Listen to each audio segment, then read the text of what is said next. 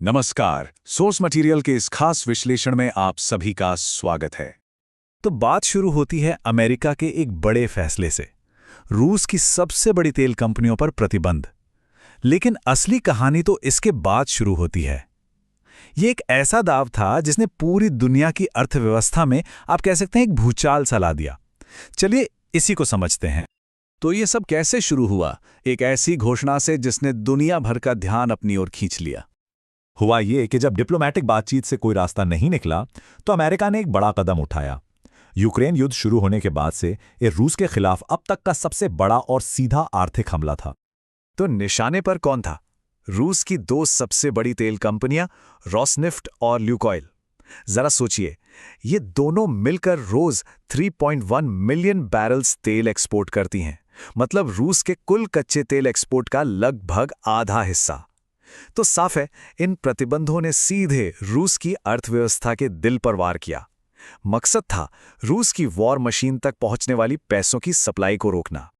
लेकिन देखिए, असली खेल सिर्फ रूसी कंपनियों पर बैन लगाना नहीं था। असली ताकत छिपी थी सेकेंडरी सैंक्शंस में। इसका मतलब यह था कि ये दुनिया भर के देशों के लिए एक चेतावनी थी, और यहीं से ये पूरी कहानी एक बहुत ही दिलचस्प मोड़ लेती है। तो इसका असर क्या हुआ? असर फौरन हुआ और इतना जबरदस्त था कि उसने एक झटके में यह साफ कर दिया कि दुनिया का एनर्जी मार्केट एक दूसरे से कितना ज्यादा जुड़ा हुआ है।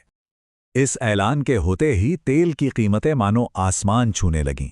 ब्रेंट क्रूड ऑयल के दाम में एक ही दिन में 5.7% का जबरदस्त उछाल आया, जो $66 प्रति बैरल से भी ऊपर पहुंच गया। और ये चार्ट जो है ना, ये पूरी कहानी को दो हिस्सों में बांट देता है। एक तरफ देखिए लंदन का बाजार, जहां शेल और बीपी जैसी बड़ी एनर्जी कंपनियां हैं, वो तो रिकॉर्ड ऊंचाई पर पहुंच गया। लेकिन दूसरी तरफ मॉस्को का स्टॉक मार्केट, वो बुरी तरह से क्रैश कर गया।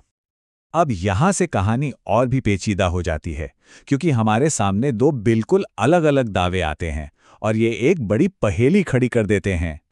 एक तरफ था अमेरिकी प्रशासन का दावा। उन्होंने फौरन एक तरह से अपनी जीत का ऐलान कर दिया और कहा कि उनके सबसे बड़े आर्थिक प्रतिद्वंदी यानी भारत और चीन उनकी बात मान रहे हैं।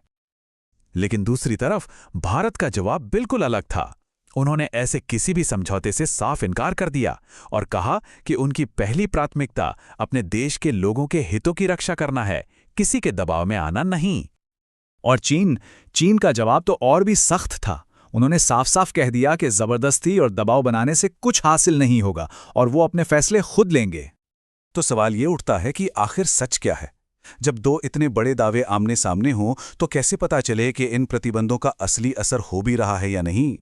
इस पहेली का जवाब किसी डिप्लोमैटिक बयान में नहीं है, बल्कि वो छिपा है दुनिया के फाइनेंशियल सिस्टम की बनावट में।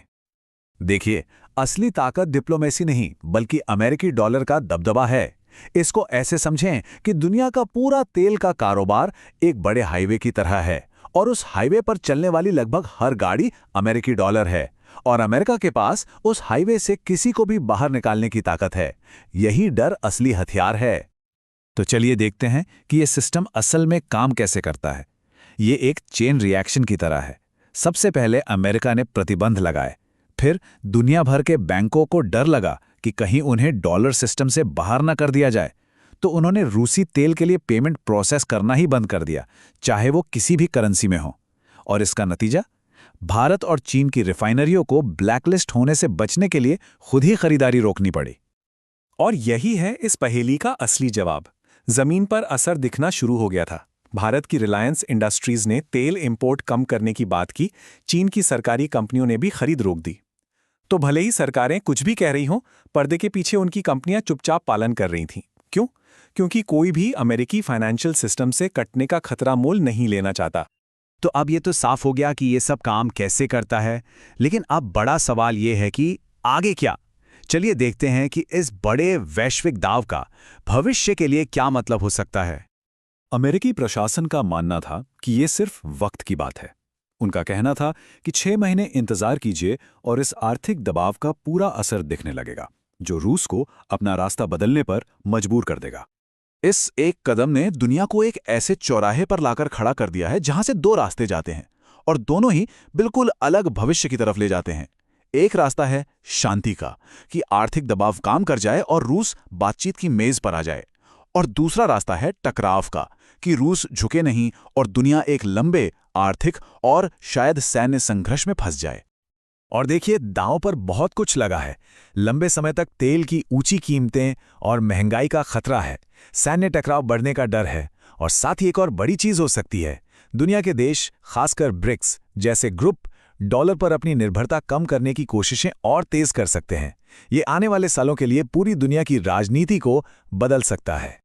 तो आखिर में सवाल यही बचता है, क्या ये आर्थिक जुआ दुनिया में शांति लाएगा या इसे और ज्यादा अस्थिर बना देगा?